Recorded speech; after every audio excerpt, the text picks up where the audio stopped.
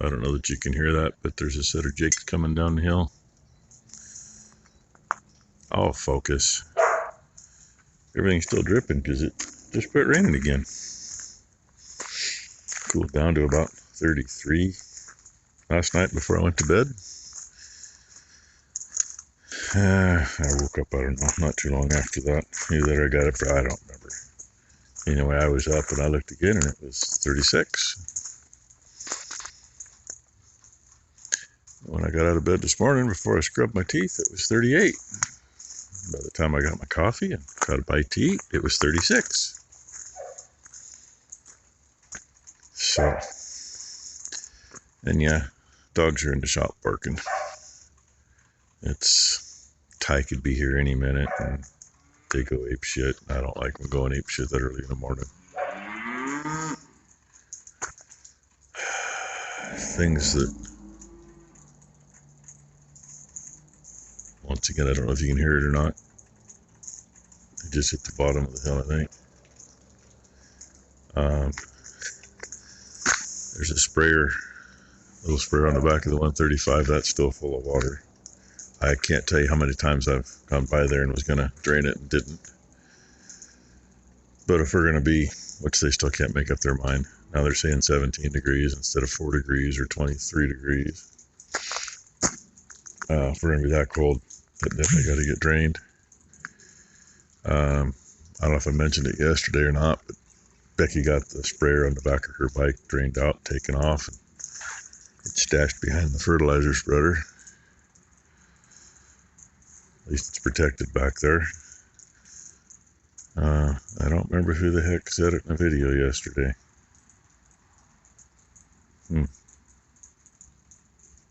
Must have been, I think it was Robin Bloom. Yeah. He's noticed that if they got their tractors plugged in and they're inside a building, even with the doors wide open, you got 3 sides blocked. He says, makes a big difference. Oh, yeah.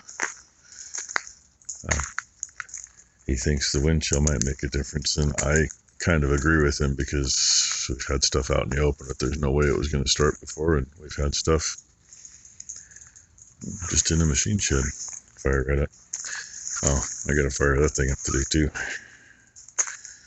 Get some fuel back over there again. It'd really be nice to have a bigger tank over there, but I just haven't gotten the chance to do that yet.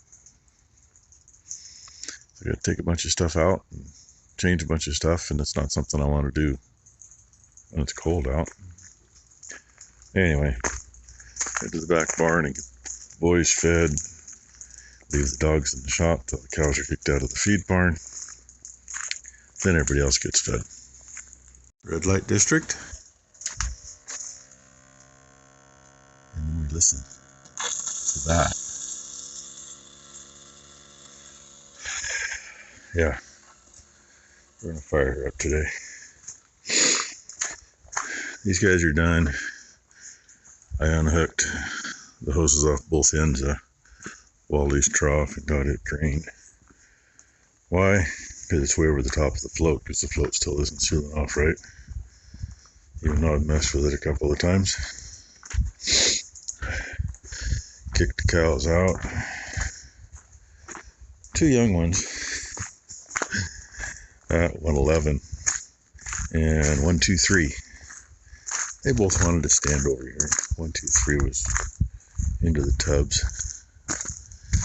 I just walk out here and say, ladies, it's time to go out. And most of them start moving. And if they don't, then I say, it's out time. And the rest of them move. And those 2 stood there and looked at me like,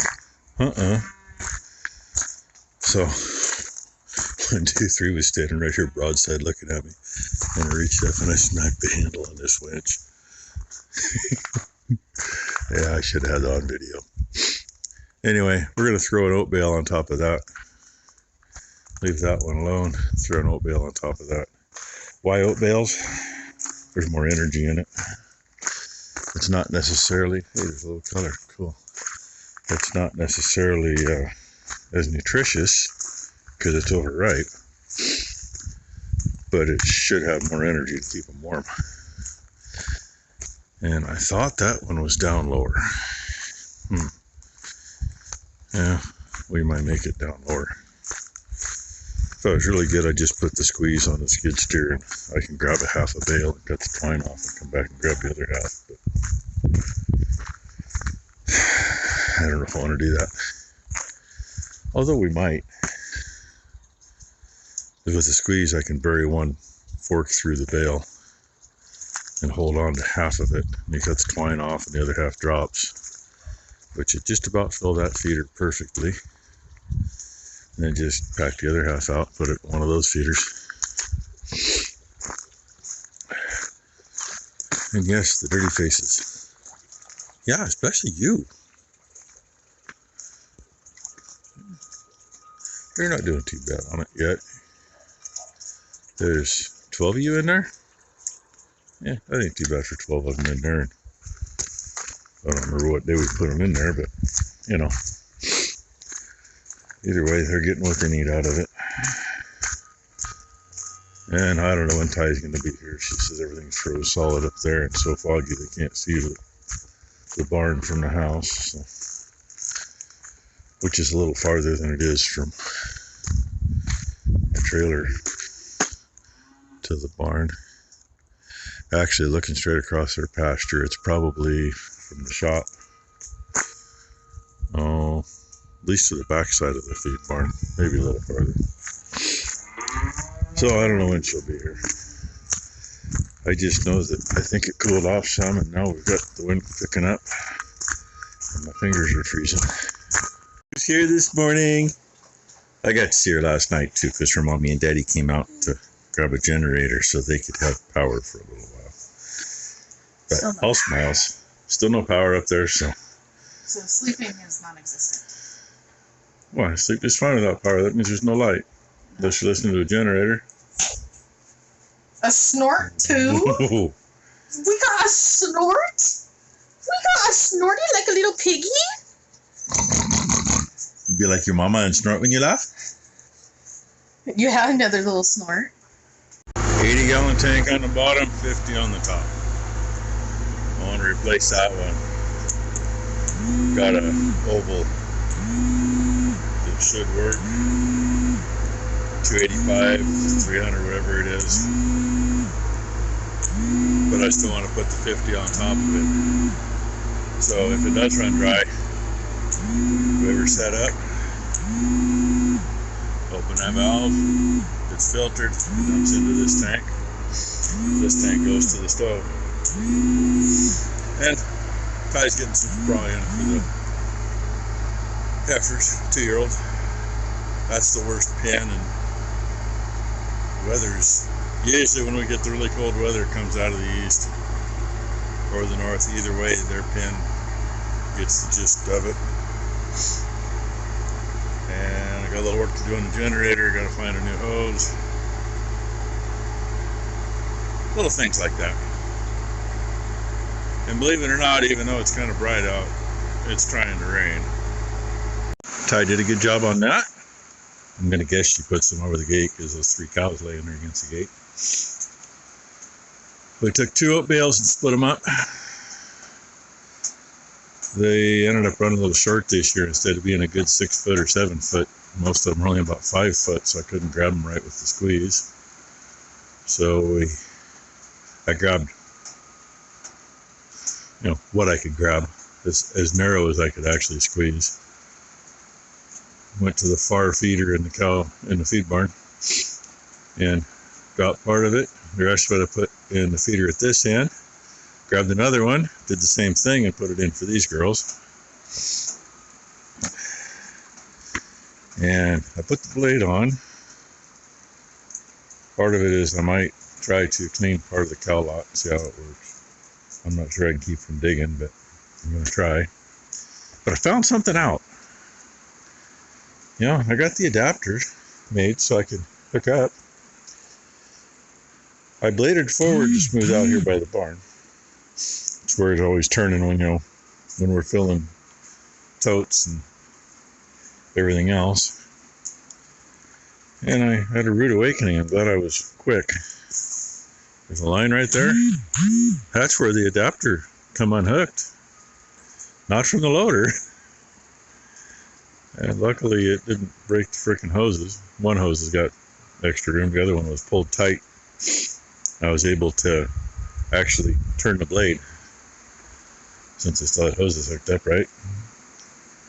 I angled the blade to bring this back around so I could catch it and get it around hooked back up. So note to self, don't backblade. If you do, just barely touch the freaking ground. And Rainy's locked in the shop where it's dry. I'm gonna go let her out, go get some lunch, and I don't know if they lied or not. It wasn't supposed to be raining like it is, but it is. Big patch of blue sky there, but that's not what's coming. And a couple minutes ago there was some serious chunks in the rain, so yeah, like normal, we'll see what happens. Yeah, somebody had to confirm some snow today too. She probably won't be here much longer today, because it sounds like it's snowing up at their place pretty good, and it's supposed to get really bad here in a couple hours, I guess.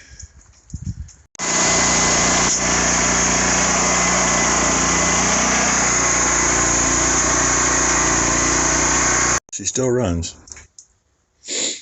I did not end up changing that.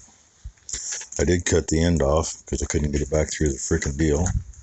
There was just enough room to do that. And of course, yes, it split. Taped that part up. But it's on there. Turn the gas on, and cheap valves.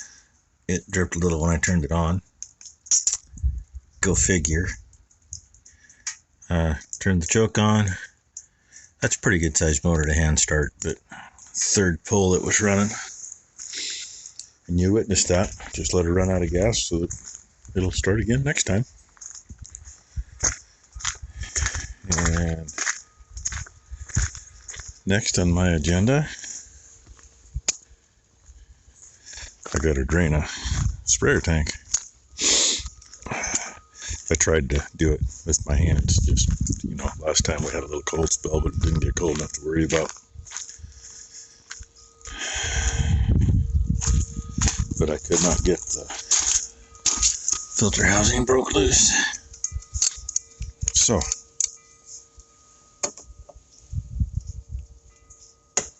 there we go.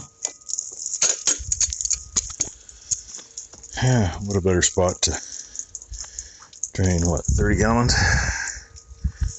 So, take that off and let it drain. Well, Tile Gro's gonna go home, aren't ya? Yeah.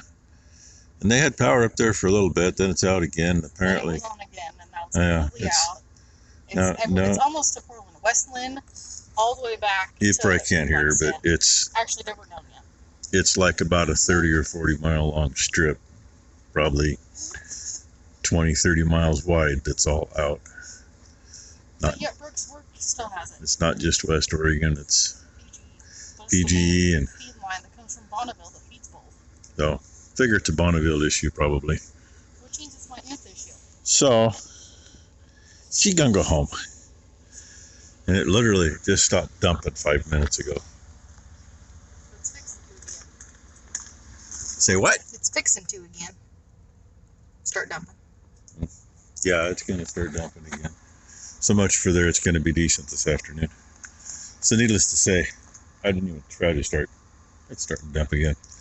I didn't even try to start cleaning the lot.